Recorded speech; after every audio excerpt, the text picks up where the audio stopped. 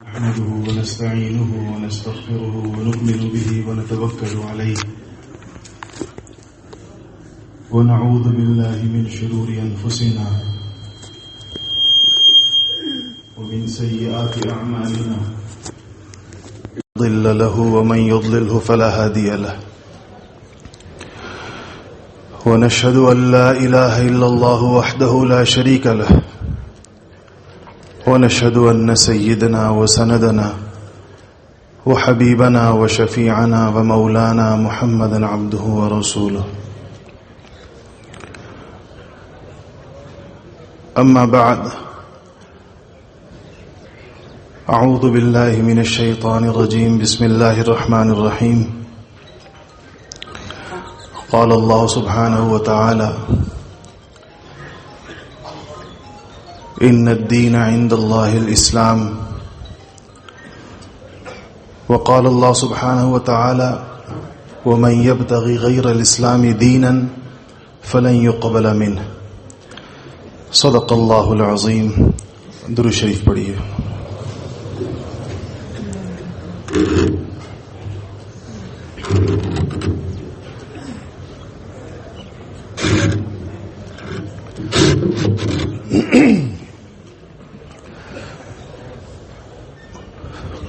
عزیزان گرامی،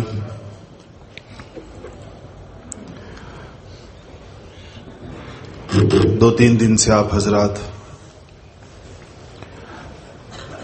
اللہ تعالیٰ کے فضل و کرم سے اس مبارک اجتماع کے اندر موجود ہیں اور حضرات علماء کرام کی گفتگو بھی سن رہے ہیں اور اعمال کے اندر بھی شریک ہیں. یہاں یہ تشریف لانے والا جو مجمع ہے یہ کئی اعتبار سے ایک خاص قسم کا مجمع ہوتا ہے. ایک تو یہ اجتماع روایتی جلسوں کی طرح نہیں ہوتا اور یہاں اتنا دور اس لق و دق بیابان میں آنے والے خالص اصلی دین کا ایک خاص ذائقہ چکھنے کے لیے یہاں پر آتے ہیں. ہماری دینی مجالس کی رونقوں کے جو مروجہ اسباب ہیں یہاں وہ بھی پورے نہیں ہوتے. پورے تو کیا تھوڑے سے بھی نہیں ہوتے، لیکن اس کے باوجود اللہ جل شانہ کا یہ بڑا فضل و کرم اور احسان ہے کہ پوری دنیا سے اور ملک کے خاص طور پر تمام حصوں سے اتنی بڑی تعداد کے اندر ایسے لوگ ضرور جمع ہو جاتے ہیں جن کا دینی ذوق خالص ہے، یعنی وہ دین کی حقیقی چیزوں کو پہچاننے کا، اس کی قدر کرنے کا، اس کو اپنی زندگیوں میں لانے کا، اس کا جذبہ اس سے اندازہ ہوتا ہے کہ اتنی بڑی تعداد میں ابھی بھی لوگ ایسے موجود ہیں جن کو اس کا ذوق ہے. اور یہی یہ مجمع سارا یہاں پر الحمدللہ اللہ تعالیٰ کے فضل و کرم سے جمع ہوتا ہے.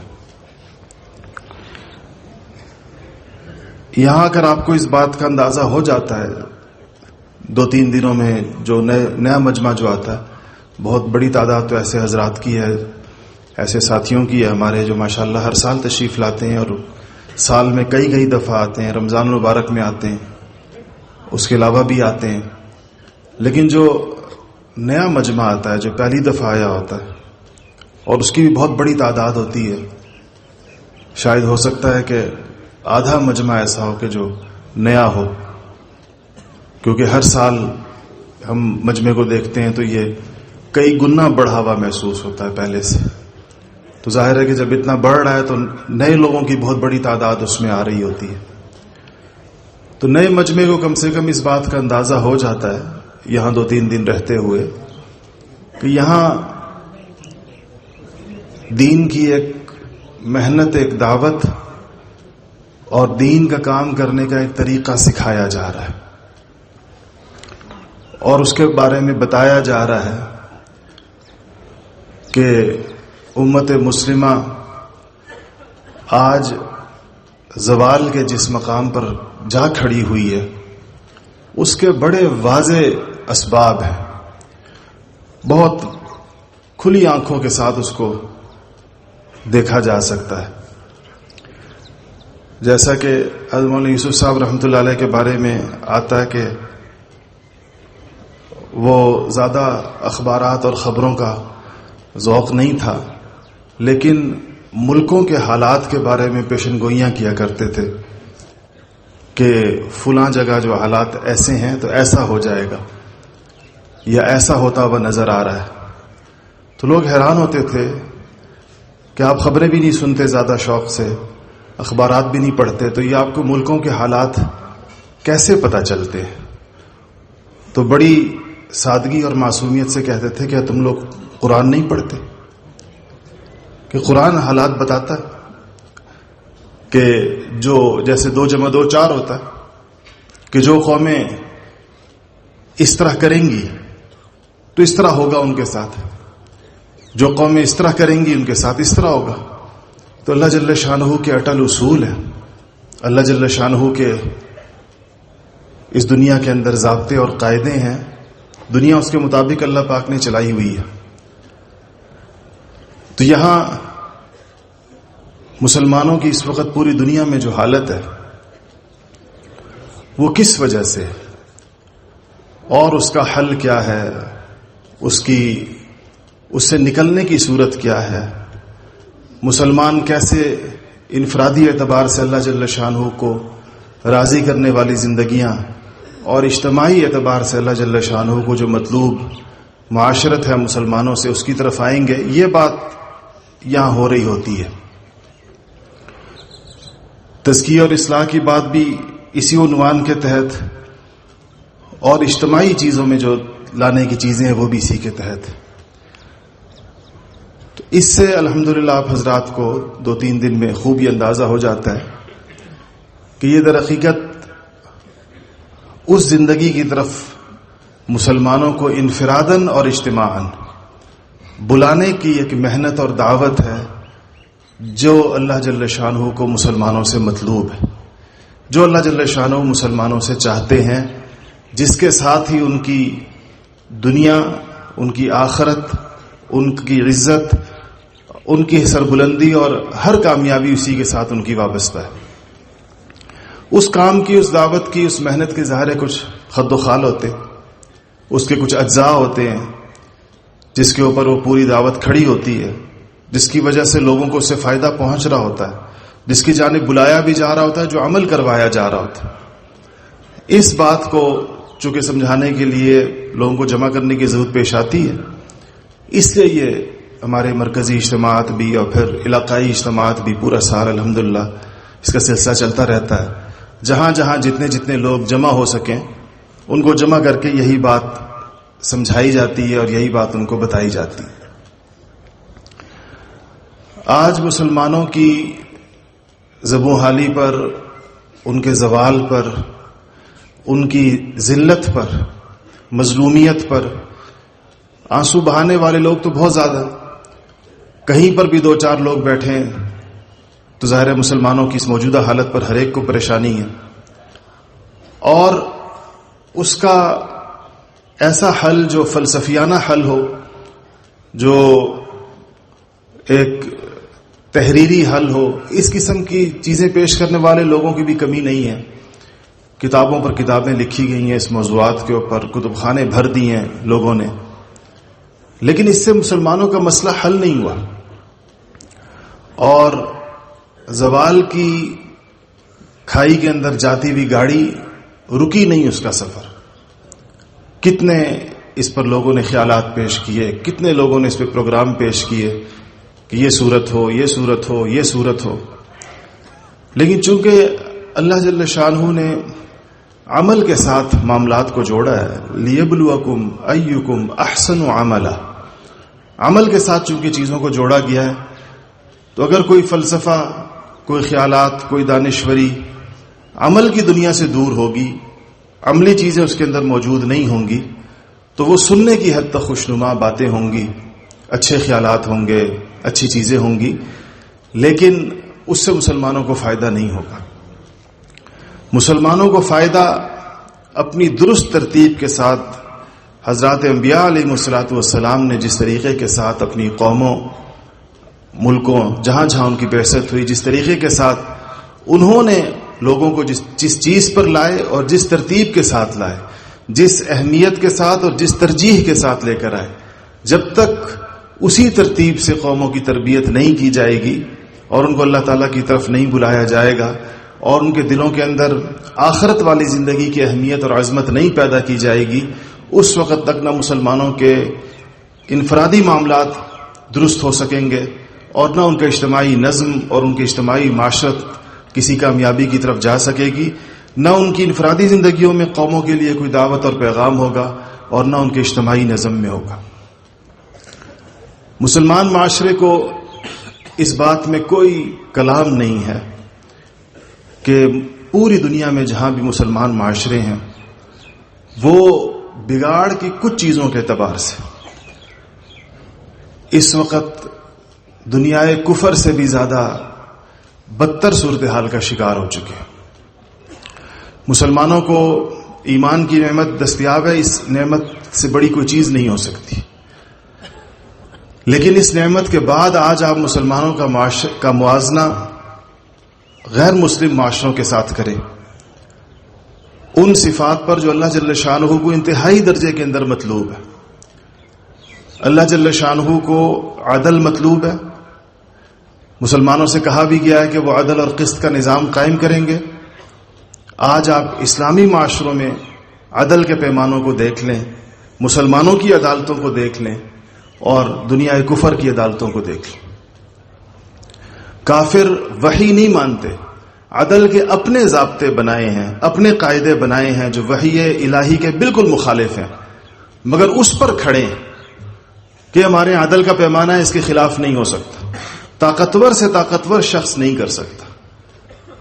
اور ہمارے ہاں عدالتیں، اسلامی معاشروں میں آپ کہیں پر بھی چلے جائیں، کسی بھی اسلامی ملک میں چلے جائیں، عدالتیں حکمرانوں کے ہاتھوں کے اندر ایک بازیچہ اطفال ہے۔ حکمرانوں کی مرضیوں کے، طاقتور لوگوں کی مرضی کے فیصلے بڑی ڈھٹائی اور بے شرمی کے ساتھ دیے جاتے ہیں، اور جب وہ ان فیصلوں کی ضرورت نہیں رہتی تو اسی ڈھٹائی اور بے شرمی کے ساتھ وہ واپس بھی لے لیے جاتے ہیں۔ اس کو نظام عدل کہا جاتا ہے، یہ مسلمانوں کے نظام عدل ہے۔ خیانت اللہ جل شانہ کے ہاں کتنا بڑا جرم عظیم ہے، اور خیانت اگر اجتماعی اموال کے اندر ہو، پوری قوم کے مال کے ساتھ ہو، تو اس کی شناخت اور کتنی زیادہ بڑھ جاتی ہے۔ آج آپ اس خیانت کے وصف کو مسلمانوں کے معاشرے میں بھی دیکھ لیں اور غیر مسلموں کے معاشرے میں بھی دیکھ لیں۔ یہ ہمارے پڑوس کے اندر دہریہ ملک ہے چین، انہوں نے اجتماعی خیانت کے اوپر سیدھی سیدھی سزا یہ رکھی ہے کہ ایک پائی کی خیانت، ایک پائی کی، ایک پیسے کی ثابت ہو جائے، اس شخص کے ماتھے کے اندر گولی ماری جائے گی، اور اس کی سزا دکھاتے ہیں لوگوں کو، سارا وقت خبریں آتی رہتی ہیں۔ بڑے بڑے لوگوں کو، بڑے بڑے جرنیلوں کو اور بڑے بڑے عدالتوں کے سربراہوں کو انہوں نے عبرتناک سزائیں دی ہیں کہ خیانت ہمارے معاشرے کے اندر ناقابل قبول ہے۔ اسلام میں اس سے کہیں زیادہ درجے میں ناقابل قبول تھی، لیکن مسلمان معاشروں کے اندر آپ دیکھ لیں کہ اجتماعی اموال کے ساتھ، عوام کے پیسے کے ساتھ خیانت جہاں تک جا پہنچی ہے اس کا کوئی حساب ہی نہیں ہے۔ غیر مسلم دنیا حیران ہوتی ہے ہمارے ان عرب حکمرانوں کے علل و تللوں کے اوپر کہ یہ عوام کے پیسے کے اوپر ایسی زندگیاں گزار رہے ہیں۔ ایک ہفتے کے لیے اگر دنیا کے کسی ملک میں سیر کے لیے جائیں تو بلا مبالغہ کروڑوں ڈالر ان کا روز کا خرچہ ہے، کروڑوں ڈالر۔ کہاں سے آتا ہے یہ پیسہ؟ وہ اجتماعی مال ہے قوم کا۔ چاہے پیٹرول کا پیسہ ہے تو قوم کا پیسہ ہے، چاہے کسی اور چیز کا پیسہ ہے تو مغربی کافر حکمران تصور نہیں کر سکتے اس طرز زندگی کا. تو مسلمانوں کے زوال کے اسباب بہت واضح اور متعین ہیں اور معلوم ہے، اور یہ صرف طبقہ علیا کے اندر نہیں کہ صرف حکمرانوں کے طبقے کے اندر ہے، یہ چیز معاشرے میں سرایت کر کے نیچے تک آ گئی. آج ایک مزدور اپنی مزدوری کے اعتبار سے کرپشن کرتا ہے. یہ دیہڑی دار مزدور ہے، اس کے سر پر مالک کھڑا ہوتا ہے تو وہ بیلچا مارتا ہے، اس کے سر سے مالک ہٹ جاتا ہے وہ بیلچا چھوڑ دیتا ہے مارنا. 8 گھنٹے کی مزدوری کے پیسے لینے والا 2 گھنٹے مزدوری کرتا ہے، اگر اس پہ کسی کی نگاہ نہیں ہے تو وہ اپنے درجے کے اندر خائن ہو گیا ہے. جو خیانت اس سے ممکن ہے. یہ چھوٹے چھوٹے ریڑھی پر یہ ٹماٹر بیچنے والے اور سیب بیچنے والے، ان کو آپ دیکھیں یہ اپنے گاہک کے ساتھ کیا معاملہ کرتے، اس کی نظر بچا کر یہ کیا کچھ کرتے. ایک ریڑھی والا اس دن کسی نے دکھایا کہ الگ سے چیزیں اس نے تول کر پہلے سے رکھی ہوتی ہیں جس میں وزن کم ہوتا ہے، لوگوں کے سامنے تولتا ہے اور دیتے ہوئے پہلے سے پڑا ہوا لفافہ اٹھا کے پکڑا دیتا ہے، بندے کو پتہ ہی نہیں چلتا اس تیز رفتاری کے ساتھ. تو ریڑھی والا اپنی جگہ کے اوپر خیانت، مزدوری کرنے والے کی اپنی جگہ پر خیانت، اور حکمرانوں کی اور ججوں کی اپنی جگہ پر. اس چیز نے معاشرے کو گھن لگا دیا. اس چیز نے، اس جھوٹ نے، اس خیانت نے، اس چوری نے، اس بے انصافی نے، اور ایسی بے انصافی جو ڈنکے کی چوٹ کے اوپر جو لوگوں کو بتا کر، اس نے اسلامی معاشروں سے دین کی اور ایمان کی روح نکال دی. اب یہ ہمارے نیک لوگوں کے رونے سے معاملہ حل نہیں ہوگا کہ معاشرہ تو اس طرح ہو اور ہم اس پر مطمئن ہو کہ چند نیک لوگ روتے رہیں گے اور ان کے رونے سے اللہ تعالیٰ سارے معاملات کو درست کر دیں گے. لوگ اپنی خیانت نہیں چھوڑیں گے، لوگ اپنی چوری نہیں چھوڑیں گے، عدل و انصاف کے پیمانے نہیں قائم کیے جائیں گے، طاقتور مظلوم کو کھا جائے گا، مظلوم جو ہے اپنے سے نچلے مظلوم کے اوپر پر ظالم ہوگا. کہ معاشرہ تو اس طرح چھوڑ دیا جائے اور توقع لگا دی جائے دعاؤں سے کہ اب اللہ والوں کو رلاؤ اور ان سے دعائیں کرواؤ کہ یا اللہ تو اس معاشرے کی کایا ایسے پلٹ دے کہ اسی حال کے اندر اس کو تو عروج نصیب فرما دے، اسی حال میں تو دنیا کا نظام ان کے حوالے کر دے. تو اللہ جل شانہ کی سنت نہیں ہے. اللہ جل شانہ کا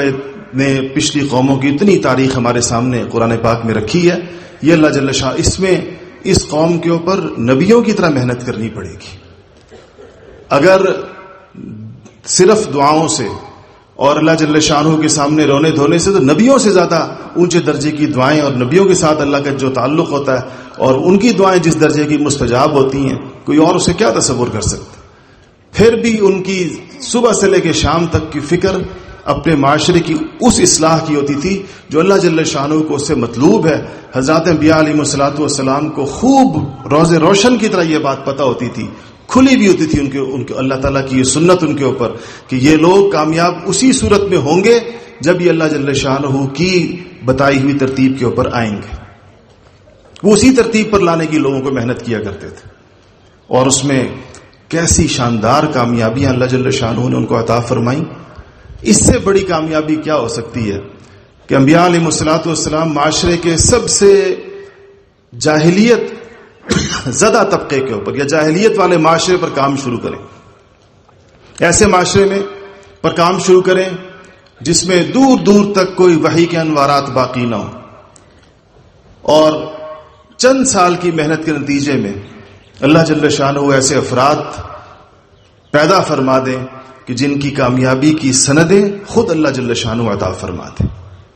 اللہ تعالیٰ فرما دیں یہ لوگ کامیاب ہیں. صرف کامیاب ہی نہیں، آئندہ آنے والوں کی کامیابی کے لیے یہ کسوٹی ہیں اور پیمانہ ہیں اور معیار ہیں. آئندہ اگر کسی نے کامیابی حاصل کرنی ہے تو یہ وہ نمونے کے لوگ ہیں کہ ان کو دیکھ کر اور ان جیسا ہو جانے کی صورت میں اگلے بھی کامیاب ہو جائیں گے. یہ اس محنت کے اثرات اور اس کے نتائج ہوتے ہیں. آج ہمارے معاشرے کو اس قسم کی ایک سنجیدہ محنت کی ضرورت ہے. ہم اس کام پر آنے اور کرنے کی بجائے ہمارا یہ خیال ہوتا ہے کہ ہمارے اللہ ہم سب کو معاف کر دے، ہمارے ان رسمی اور رواجی کاموں کے ذریعے سے یہ مسئلہ ٹھیک ہو جائے گا. ہم ہمارے نعرے لگانے سے، ہمارے جلوس نکالنے سے، ہمارے جلسے کرنے سے، ہمارے دعوے کرنے سے اور بلند بانگ دعوے کرنے سے جس طرح آپ سنتے ہیں ہمارے ہاں ماشاءاللہ مقررین کو، خطیبوں کو، واعظوں کو، کہ اس سے شاید اللہ جل شانہ اس ساری بگاڑ اور اصلاح کی کو دوسری طرف پلٹ دیں گے اور مسلمانوں کے عروج کا آغاز ہو جائے گا. سب سے پہلی ضرورت ہماری جو ہے وہ اپنے ذہن کو اس حوالے سے ٹھیک کرنے کی، کیونکہ جب ذہن ٹھیک نہیں ہوتا زندگی کا بڑا حصہ کسی ایسی محنت میں لگ جاتا ہے جس سے کوئی نتیجہ نہیں نکلتا، قیمتی زندگیاں ضائع ہو جاتی ہیں. اور طاقت کا زمانہ، توانائیوں کا زمانہ، قوت کا زمانہ، زور لگانے کا زمانہ انسان کسی لا حاصل کام پر لگا دیتا ہے، خود بھی مایوس ہوتا ہے اور جو لوگ اس سے امیدیں باندھے بیٹھے ہوتے ہیں وہ لوگ بھی مایوس ہوتے ہیں. جن لوگوں نے باتیں سن کر یہ خیال کیا ہوتا ہے کہ اس سے تو کچھ ہوگا، آج اتنے بڑی تعداد میں اہل علم تشریف فرمائیں، آپ حضرات ہم بہت آسانی کے ساتھ آج سے 25-30 سال پہلے ہمارے ہاں کتنے زور و شور کے ساتھ 30-40-50 سال کی پوری تاریخ جس کو جتنی یاد ہے، آپ سوچیں کتنی بڑی بڑی باتیں ہم عوام کے سامنے کرتے رہے، کیسی کیسی ان کو امیدیں دلاتے رہے، کن کن کاموں کے بارے میں ان سے کہتے رہے یہ انقلاب ہے، اب انقلاب آیا، اب انقلاب آیا، اب انقلاب آیا. ہم نے الفاظ رسوا کر دیے. آج وہ لفظ بولتے ہوئے انسان کو کراہت ہوتی ہے کہ یہ تو وہی لفظ ہے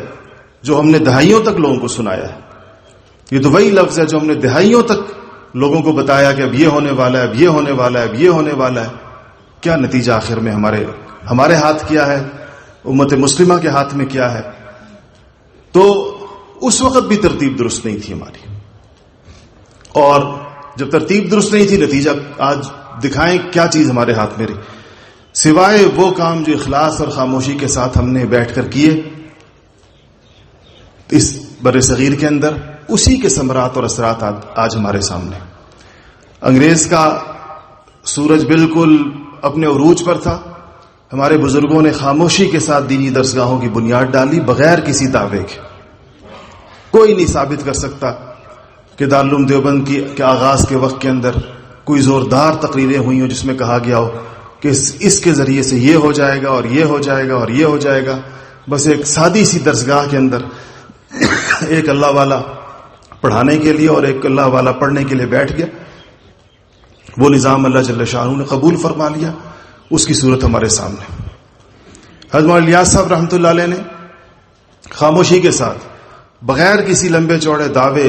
اور بغیر کسی لمبے چوڑے بلند بانگ باتوں پر اپنا مدار رکھے ہوئے سادہ میواتیوں کو دین کی طرف بلانا شروع کیا، اور ان کو جو ان کی دینی ضرورت تھی اس وقت کی اس دینی ضرورت کو ان کی ترجیح بنا کر ان کے سامنے رکھا، ان کو ایک ماحول دیا، ایک فضا دی. اللہ تعالیٰ نے ان کی زندگیاں پلٹی. ان سادہ دل لوگوں کے ذریعے سے اللہ نے کتنی دنیا پلٹ دی. اس سے ہمیں اندازہ ہو سکتا ہے کہ اللہ جل شانہ کیا قبولیت کس قسم کے کاموں کی ہوتی ہے، کس قسم کے کاموں سے امت کو، قوموں کو فائدہ ہوتا ہے، اور کون سے کام ایسے ہوتے ہیں جو وقت کے ساتھ بس تاریخ کے اوراق کے اندر ورق پلٹا اور وہ کام بھی اس کے ساتھ ہی پلٹ جاتا. تو اس وقت مسلمانوں کو ایک ایسی زوردار قسم کی ایمانی تحریک کی ضرورت ہے جو اثر نو ان کے اندر وہ ایمانی صفات پیدا کرے جو ایمانی صفات اللہ جل شانہ کو بہر صورت مسلمان سے مطلوب ہے. اس سے عاری مسلمان اللہ تعالیٰ کو قابل قبول نہیں ہے، اور ان صفات سے عاری مسلمان سے اللہ جل شانہ کا کسی قسم کا کوئی وعدہ نہیں ہے، نہ اس کی دنیا کی کامیابی کا وعدہ ہے اور نہ اس کی آخرت کی کامیابی کا وعدہ ہے. یہ اس بات کو عوام کے اندر اور مسلمانوں کے اندر سنجیدگی کے ساتھ اور درد دل کے ساتھ اور اہتمام کے ساتھ اور محنت کے ساتھ اور ایک اس کی فضا اور اس کا ماحول بنا کر پیدا کرنے کی ضرورت ہے. درود شریف پڑھیں.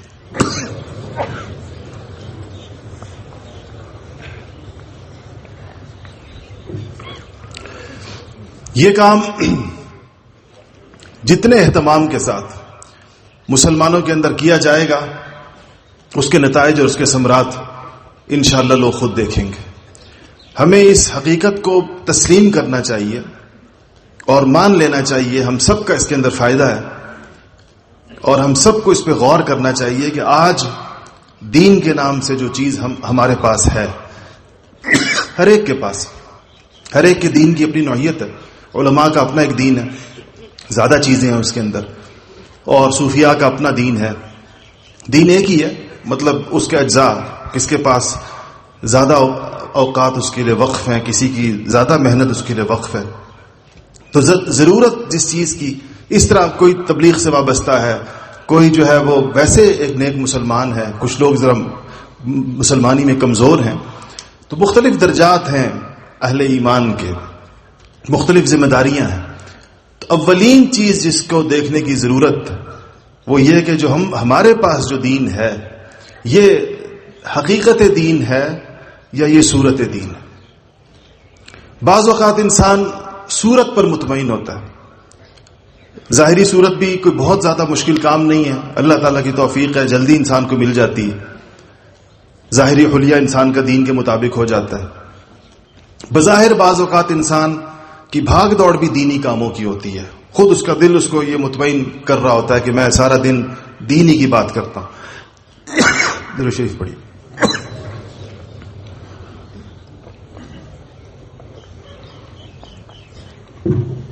مگر اس میں حقیقت نہیں ہوتی، اخلاص نہیں ہوتا.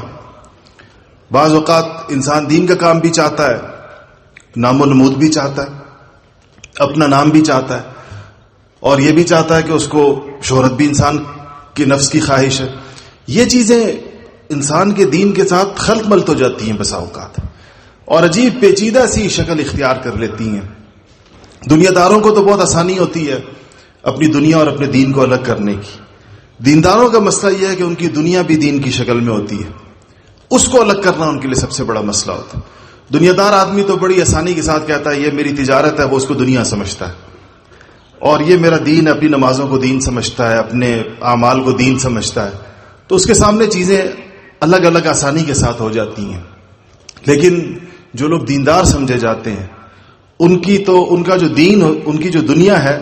وہ بھی تو دین ہی کی شکل کے اندر ہوتی ہے. اب وہ بھی دین ہے اور اصل دین بھی دین ہے، یہ دونوں اس کے درمیان خلط ملط ہو جاتے ہیں. شاید سوائے کسی عارف باللہ اللہ والے کی نگاہ کے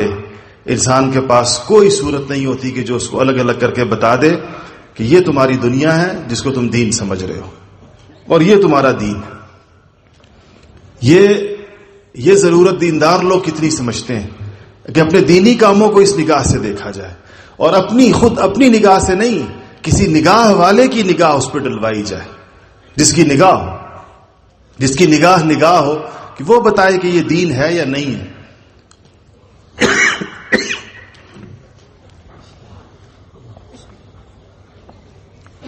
تو جب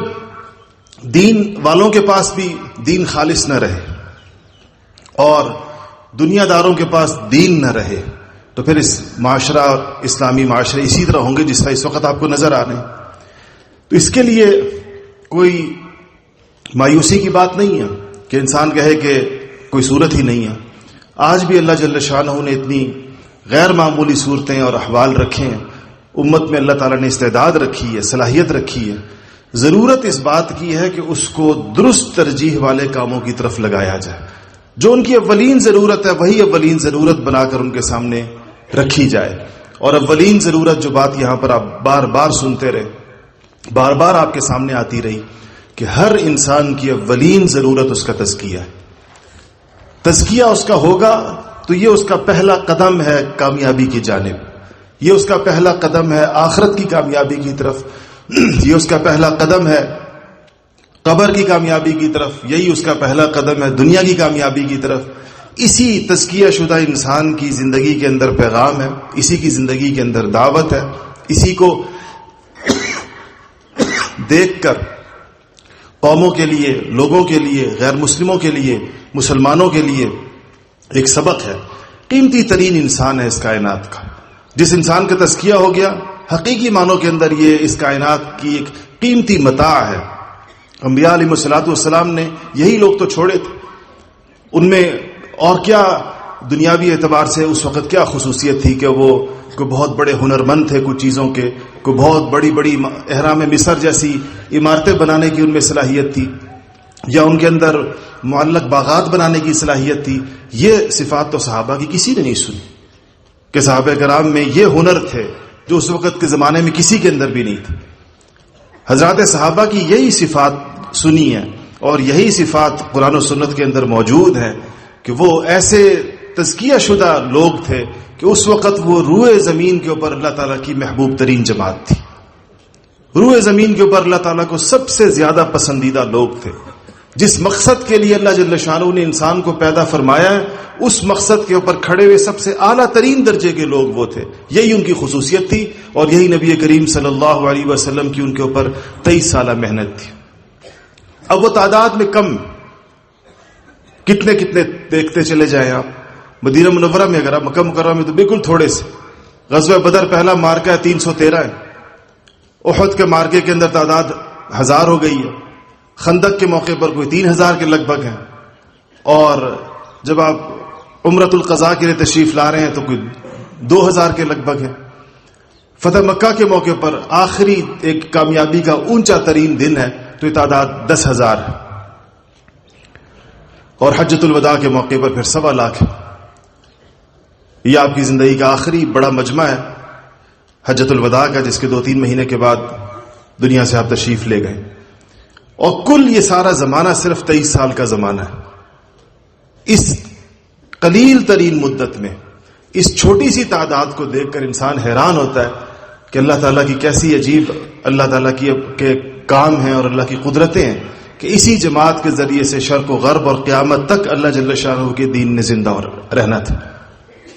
انہی کو اللہ جل شانہ نے ذریعہ بنانا تھا، کیونکہ یہ وہ قیمتی جوہر ان کی زندگیوں کے اندر پیدا ہو گیا تھا جس کو ہم تزکیہ کہہ رہے ہیں، وہ چیز ان کے اندر پیدا ہو۔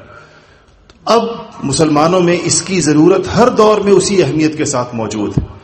جیسے کہ حضرات صحابہ کی زندگی پر نبی کریم صلی اللہ علیہ وسلم کی محنت کا ایک رکن اعظم یہ قرآن کے اندر جو بعثت کے مقاصد ہیں، ان 4 جگہ قرآن کے اندر جو ملتے جلتے الفاظ کی آیات ہیں، تو اس کے اندر ایک رکن جو ہے وہ رکن اعظم اس کا جو ہے وہ تزکیہ ہے۔ تو وہی کی وہی ضرورت آج بھی مسلمانوں کی اسی طرح سے، مسلمانوں کو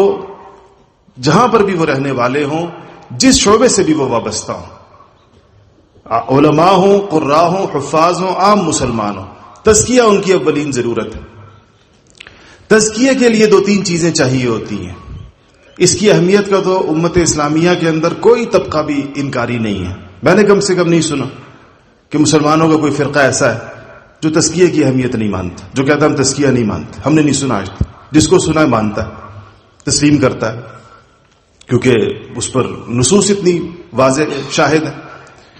لیکن تزکیے کے لیے کچھ چیزوں کی ضرورت ہوتی ہے، اور جب وہ ماحول اور وہ فضا کہیں میسر آ جائے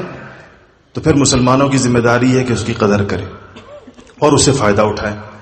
اگر فائدہ نہیں اٹھائیں گے تو ناقدری کے مرتکب بھی ہوں گے، اور معاشرہ اسی طرح آج ہمیں جس زوال کی طرف جاتا ہوا نظر آ رہا ہے، یہ رفتار تیز ہوگی، کم نہیں ہوگی، رکے گی نہیں۔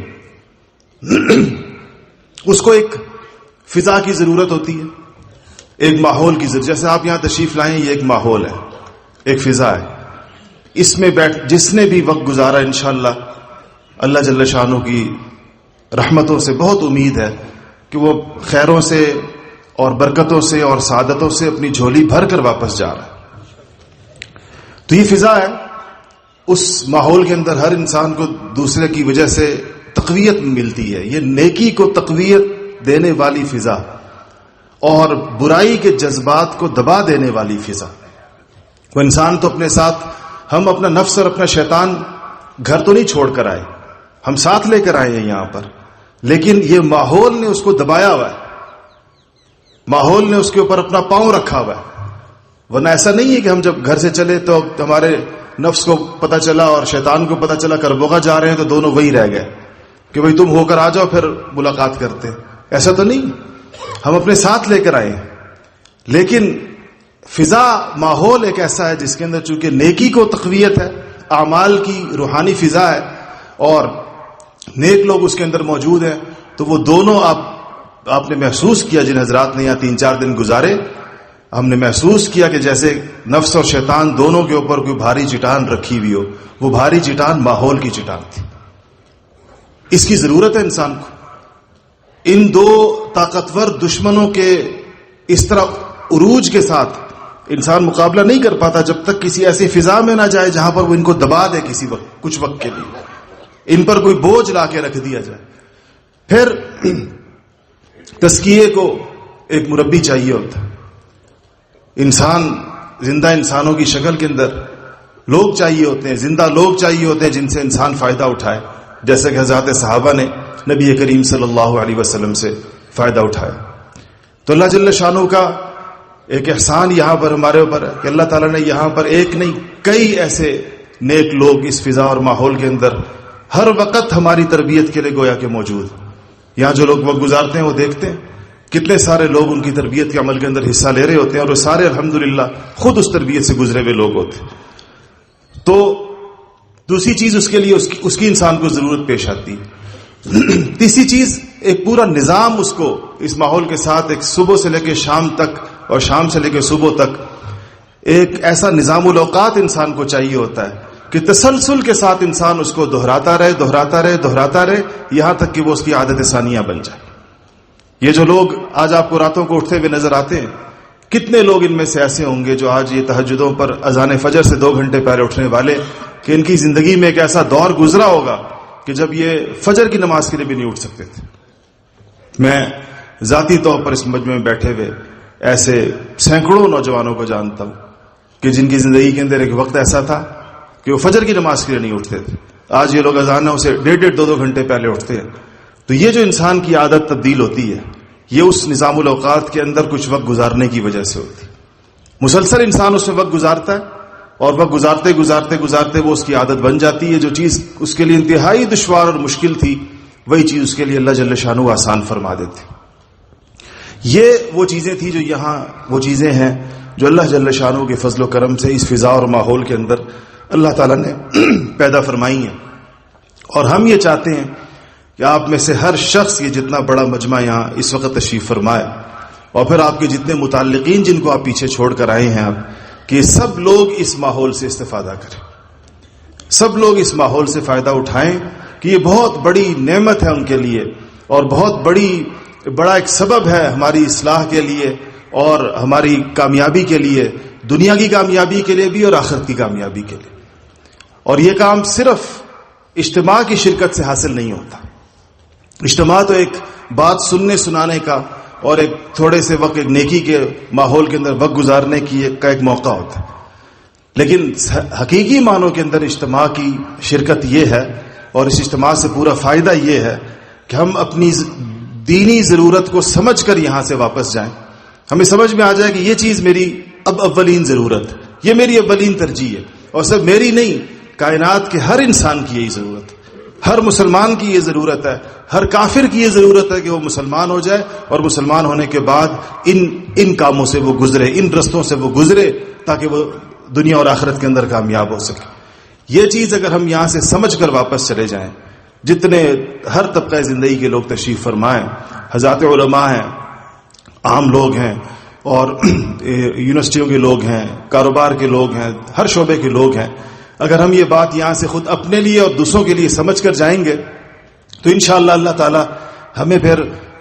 اپنی اسی ضرورت کو پورا کرنے کے لیے جلد از جلد یہاں پر وقت لگانے کے لیے واپس آنے کی توفیق عنایت فرمائیں گے. اور یہی اس اجتماع کا مقصد ہے. یہ بہت ہم آج اتنے سکون کے ساتھ بیٹھ کر جو بات سن رہے ہیں, اتنے سارے لوگ, یہ سینکڑوں ہزاروں لوگوں کی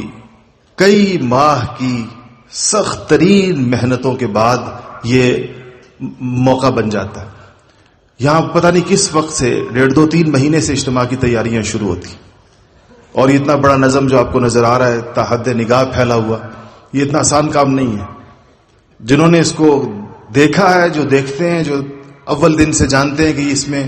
کتنے لوگوں کی کس قدر مشقت اس پہ لگتی ہے. اور ابھی بھی اس وقت ہم اور آپ بیٹھے ہیں اور یہ ہزاروں خدمت والے اس وقت بھی اپنے اپنے کاموں کے اندر کھڑے ہیں, پہرے والے پہرے پہ کھڑے ہیں. ہم یہاں بات کر رہے ہیں, سن رہے ہیں, مطبخ والے اس وقت آپ لوگوں کے لیے دوپہر کا کھانا بنا رہے ہوں گے, اور برتن دھونے والے برتن دھو رہے ہوں گے اور پہرے والے پہروں پر کھڑے ہوں گے، کہاں گاڑیاں کھڑی ہیں وہاں تک لوگ کھڑے ہوں گے، رستے کے اندر لوگ ابھی بھی لوگوں کی رہنمائی کے لوگ کھڑے ہوں گے. تو جو اتنے ہزاروں لوگ مل کر ایک محنت کر کے یہ فضا اور ماحول بناتے ہیں کہ کوئی بات کی جائے، اس بات کی وصولی یہ ہے کہ ہمیں سمجھ میں آئے وہ مقصد جس کے لیے ہم لوگ جمع ہوئے. تب تو یہ ساری محنتیں ٹھکانے پر لگی، جس میں سے ان محنتوں میں سے سب سے آسان کام ہم لوگوں کا ہوتا ہے، جو بولنے والوں کا. اس سے زیادہ آسان کام کسی اور کا نہیں، بس ان کو تیار میدان آ کر اپنی بات کر لیتے. اصل محنت ان کی ہے جو یہ پورا میدان سجاتے، جو اس کے اوپر دن اور رات لگے رہتے ہیں اور مہینوں لگے رہتے ہیں اس کے اوپر. اور پھر صرف ایسا ہی نہیں کہ صرف یہ بھاگ دوڑ کی محنت ہے، ایک دعوت کی محنت پورے ملک کے اندر چلتی ہے، جس کی وجہ سے آپ یہاں تشریف لائیں. آخر آپ کو دعوت پہنچی تو آپ یہاں تشریف لائیں. تو وہ محنت پورے ملک کے اندر اجتماعات کی شکل کے اندر بھی، انفرادی دعوت کی شکل کے اندر بھی، مجالس کی شکل کے اندر بھی ایک پوری ہلچل ہوتی ہے. یہ ایک ہانکا ہوتا ہے جو پورے ملک سے، جیسے شکار کو ہانکا لگایا جاتا ہے جنگل کے اندر اور ہانک کر ایک جگہ پر لا کے جمع کیا جاتا ہے. یہ اجتماعات تو اس طرح ہوتے ہیں، گویا کہ پورے ملک سے ہانکا لگا کر لوگوں کو یہاں لایا گیا. کیوں لایا گیا؟ اس سے کہ وہ یہ جو بات یہاں پر ہو رہی ہے اس کو وہ سمجھ کر واپس جائیں گے اور پھر اس پر عمل کے لیے خود بھی کھڑے ہوں گے اور پورے معاشرے کو بھی کھڑا کریں گے. اور اس کے سمجھانے کے لیے جو سازگار ماحول چاہیے ہوتا ہے، اس سے وہ اللہ جل شانہ نے یہاں اس کے اسباب قدرتی طور پر سب سے زیادہ مہیا فرما دی. ایک تو اس کے لیے ایک سوئی چاہیے ہوتی ہے، تو شاید اس لق و دق بیابان سے زیادہ ایک سوئی اور دنیا میں کہاں ہوگی. جہاں چاروں طرف کبھی نگاہ دوڑائیں آپ کو کیا نظر آتا ہے؟ بے آب و گیا، بالکل ایسا جیسا کہ حجاز کے صحراؤں کے ساتھ مشابہت. تو پھر اس کے بعد یہ جگہ ایسی دور دراز ہے کہ آنے والا صرف دین کی بات سننے کی نیت سے یہاں پر آتا ہے. وہ کوئی اور نیت کرے بھی تو اس نیت کی کوئی چیز سامنے موجود نہیں ہے. اگر وہ کاروبار کی نیت کر بھی لے تو یہ کون سا کاروباری مرکز ہے؟ وہ سیر کی نیت کر لے تو ادھر سیر کی کوئی چیز ایسی ہے نہیں، سبز پودا تو نظر نہیں آتا کہ اس کو دیکھ کر بندہ خوش ہو. تو اگر کوئی اپنی نیت خراب کرے بھی تو اس کے اسباب موجود نہیں ہیں، نیت خود بخود ہی خالص ہو جاتی ہے. اللہ تعالیٰ کی طرف سے نیت صاف رکھنے کا بندوبست کیا گیا، کوئی اور چیز ساتھ جوڑی نہیں گئی ہے، کوئی چیز ملائی نہیں گئی ہے. علماء سیرت نے نبی کریم صلی اللہ علیہ وسلم کی حجاز کے اندر بعثت کی حکمتوں میں سے ایک حکمت یہ لکھی ہے. لوگ عجیب عجیب سوالات کرتے ہیں، کہتے ہیں نبی کریم صلی اللہ علیہ وسلم کو اللہ تعالیٰ نے دنیا کے ایسے زرخیز خطوں میں کیوں نہیں پیدا فرمایا، دنیا کے حسین ترین خطوں کے اندر، جیسے سوئٹزرلینڈ ہے دنیا کا، اس کو دنیا میں جنت کہتے ہیں، کشمیر ہے دنیا جنت ارضی کہلاتا ہے. نبی کریم صلی اللہ علیہ وسلم کی بعثت ایسے علاقوں میں بھی ہو سکتی تھی. تو علماء سیرت نے اس کی حکمتوں میں سے ایک حکمت یہ لکھی ہے کہ اللہ جل شانہ نے کوئی مادی انسان کو مادی اعتبار سے فائدہ پہنچانے والی یا مادی اعتبار سے پرکشش چیز کو نبوت کی عظمتوں کے ساتھ نہیں جوڑا، اس کو خالص رکھا اللہ جل شانہ. کسی کے دل، ورنہ لوگ اب اس نیت سے وہاں پر آج بھی جب لوگ حرمین شریفین جاتے ہیں آپ دیکھیں تو اللہ تعالیٰ کا گھر اور نبی کریم صلی اللہ علیہ وسلم کو روزہ ہی ان کا مقصود ہوتا ہے، اس کے ساتھ کوئی اور چیز نہیں ہوتی. کتنا صدیوں تک، آج کوئی تھوڑی بہت اور رونقوں کے اگر آثار ہیں، لیکن 1400 سالوں تک آپ دیکھیں کہ وہاں پر کیا ہوتا تھا. جن لوگوں نے دیکھا ہے وہ منظر آج سے 30 40 50 سال پہلے کا، تو وہ ابھی بھی وہ سارے لوگ زندہ ہیں جنہوں نے وہ زمانہ دیکھا. تو یہاں الحمدللہ اس طرح کی تمام چیزیں اللہ جل شانہ نے مہیا اور پوری فرما دی، جس سے ہم یہ عظیم الشان مقصد جو تزکیہ کا مقصد، اور اس وقت جو سب سے بڑی اس وقت کمی مسلمانوں میں آ بھی گئی ہے، اور اس سے بڑی کمی یہ ہے کہ اس کو پیدا کرنے کے لیے جتنی بڑے پیمانے کے اوپر اس کی ضرورت ہے، پوری دنیا کے اندر جتنے مراکز کی ضرورت ہے، جتنے افراد کی ضرورت ہے، جتنے ماحول کی ضرورت ہے، وہ انتہائی ناکافی ہے مسلمانوں پر، بہت کم ہے. تو جہاں ہے اس کی قدردانی مسلمانوں کو بھرپور طریقے کے ساتھ کرنی چاہیے، تاکہ ہم دنیا کے سامنے بھی، نئے غیر مسلموں کے سامنے بھی، کمزور مسلمانوں کے سامنے بھی دین عملی شکل کے اندر رکھنے کی پوزیشن میں آج ہم اس پوزیشن میں نہیں ہیں. ہمارا اب دین پیش کرنے کا ایک اور دو ذریعے رہ گئے ہیں، یا ہم کتاب کی صورت کے اندر لکھ سکتے ہیں اور لکھ رہے ہیں، کتابیں ہزاروں کی تعداد میں چھپ رہی ہیں، یا بولا جا سکتا ہے، تقریریں ہو رہی ہیں، جلسے ہو رہے ہیں، باتیں ہو رہی ہیں. ان دو ذریعوں کے ذریعے سے لوگوں کے سامنے دین رکھا جا رہا ہے، اور سال ہا سال سے دہائیوں سے اور صدیوں سے رکھا جا رہا ہے، اس کے نتائج بھی ہمارے سامنے. اور عملاً اگر ہم اتنے بڑے پیمانے پر مسلمان اگر عملی طور کے اوپر دین سامنے لے کر آئیں جو ان کی زندگیوں سے چھل کے، بے شک ان کو اس کا بولنا نہ آتا ہو، بے شک ان کو اس کو بیان کرنا نہ آتا ہو، اس کو لکھنا نہ آتا ہو، لیکن ان کی زندگیوں کے اندر وہ اعمال کی شکل کے اندر زندہ ہوگا، تو یہ 1000 درجے زیادہ مؤثر دعوت ہے کسی اور طریقے کی بنسبت. حضرات صحابہ کے ہاں تو یہ والے طریقے تھے ہی نہیں، ایک ہی طریقہ تھا. حضرات صحابہ میں سے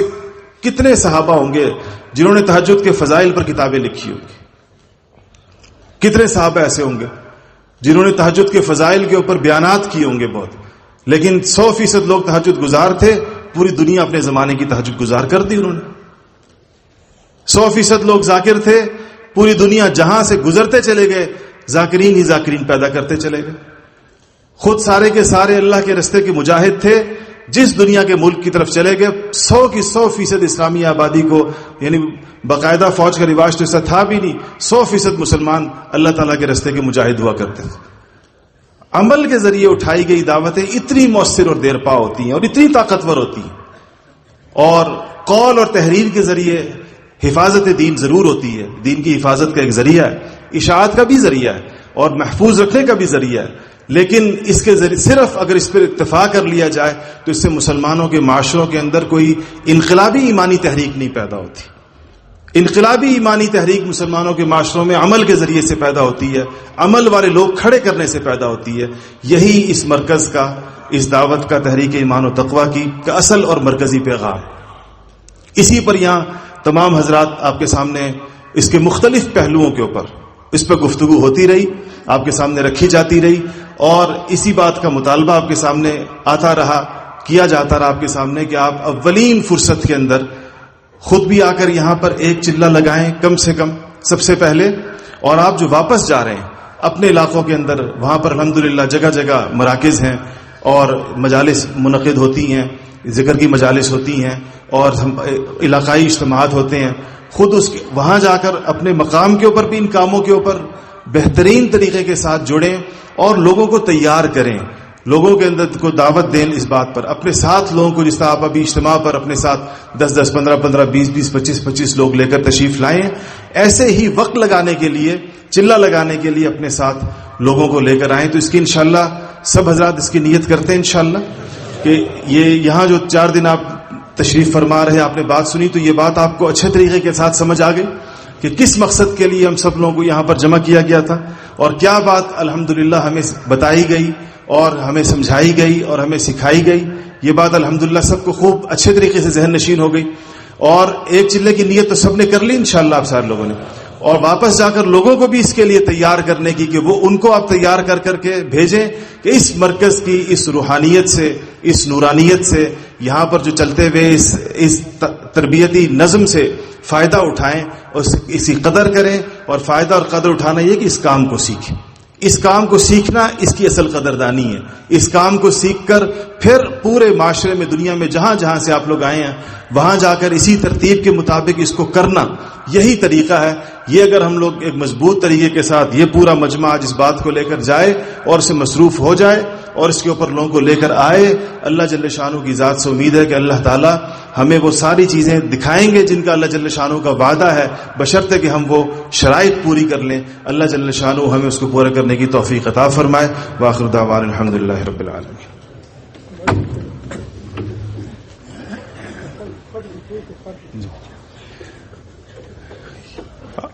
آپ حضرات یہاں